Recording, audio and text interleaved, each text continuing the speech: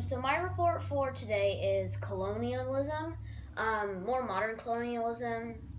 So like a mother country or like a home country sending out people and making settlements in places across seas. I think that's the definition.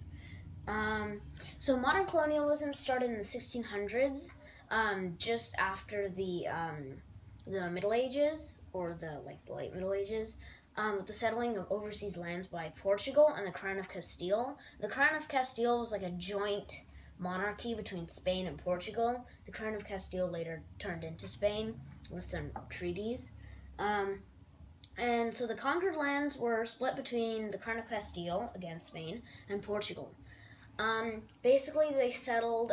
They settled like parts of Brazil. They settled parts like the coastline of Mozambique and Angola, and they settled some parts in India, in Western India, and partially making their way over to Japan. And they had a place which is now a puppet of China called Maku or Maku, whatever. People pronounce it weird, and I pronounce it weird. So in the 1600s, the French colonial empire and the British empire. Oh wait, I got it wrong. Okay, so in the beginning, it started in the 1500s. I mistyped. So in the 1600s, the French colonial empire, the British colonial possessions, later the British Empire, and the Dutch colonial empire were formed. Within 50 or so years, the British, French, and Dutch. It wasn't really clear about this. I couldn't really find like a clear explanation. Somehow, like the Dutch and the French sort of co-shared their colonies. Like the Dutch, the colonies in like Canada, they split it with the French, and so it's like not very clear. And they had like the joint stock companies were owned by both monarchs, one from the Netherlands or the Holland, and one from France. So it's really weird. And so the French had acquired a large part of North America. Even though the Spanish had a lot more land, like all of the West Coast from Texas, like onwards, although Texas was disputed a lot. It was mostly barren and had very little material, like valuable materials and commodities. Besides gold, which they hadn't even discovered yet there. Let's see. Okay, on the other hand, the French, the Dutch, and particularly the British, with its Caribbean settlements or Caribbean, made a lot of money from this. And in the 1680s, joint stock companies like the Dutch East India Company or just the East India Company, the British East Indies Company, and the Hudson Bay Company helped fund and colonize expeditions, and also controlled a lot of the trade. So they owned a lot of the ships. They crewed a lot of the ships. They basically had control over it, and the monarchy basically controlled them. Like how if you own 50% or more of a company, then you own it. In the mid 1700s, America broke off from England because, mainly, I know a lot of people say like, oh, freedom, rights, and stuff, but mainly it was because of it was because of tax. Like the tax was being raised a lot, that led to the Boston Tea Party, and then people wanted to break free. And so that happened, and this was a result of the 7 Years' War, which they fought with France, and they became the dominant power. Like the history at this time is a little unclear. I didn't dig in much. Okay. But so this made them the dominant power, but they'd spent a lot of money on the war, and they needed to like keep their empire under control. So they seized a lot of like the British East Indies possessions,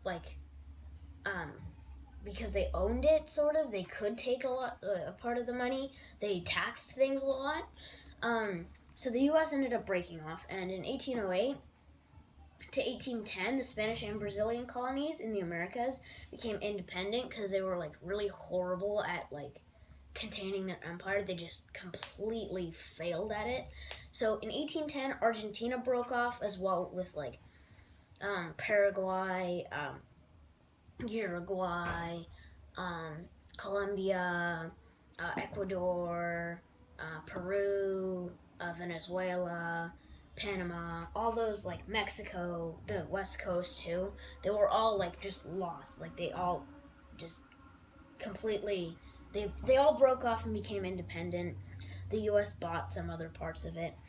And Portugal is really weird. When Napoleon attacked Portugal, the king went over to Brazil and ruled Portugal from there, which is kind of confusing.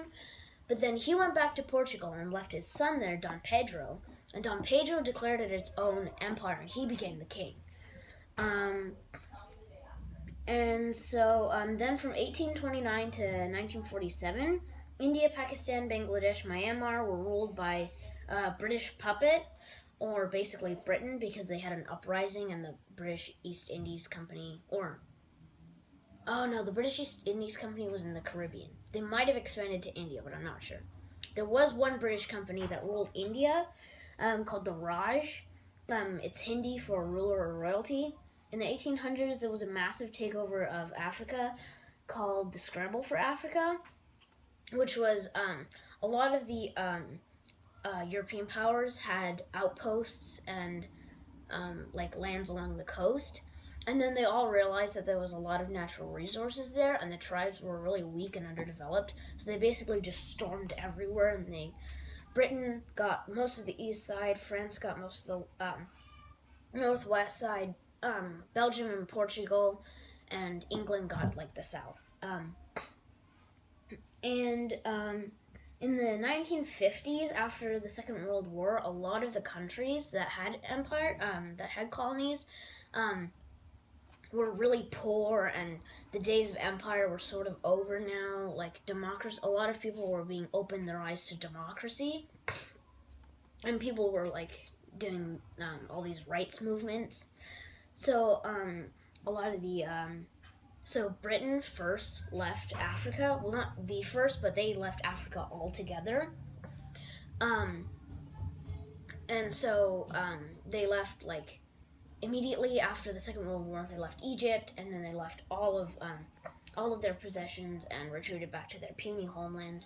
At this point, they had in the First World War. I'm jumping around a little bit. So this is in 1950s.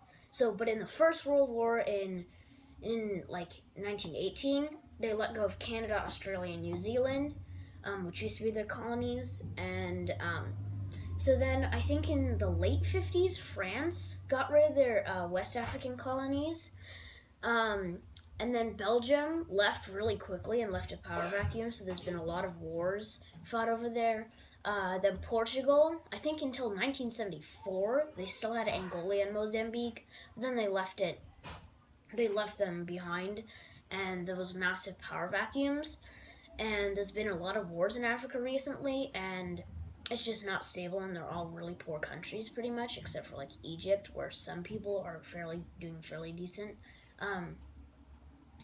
And now Russia and China and the US are kind of like also trying to take advantage of Africa, but not directly. Like Russia, the government, they all share the same like style of government, so they've kind of taken control of that part. China, they've set up a lot of companies in Africa, so they're exploiting the resources. And the U.S. is sending like a lot of help and troops to the people, so the people like the U.S. So it's like a big division in Africa, and it's not very stable. But that's kind of off topic. So in I think the 1980s, like pretty much all the major colonies were gone by that point, and that was the end of colonialism. Nice.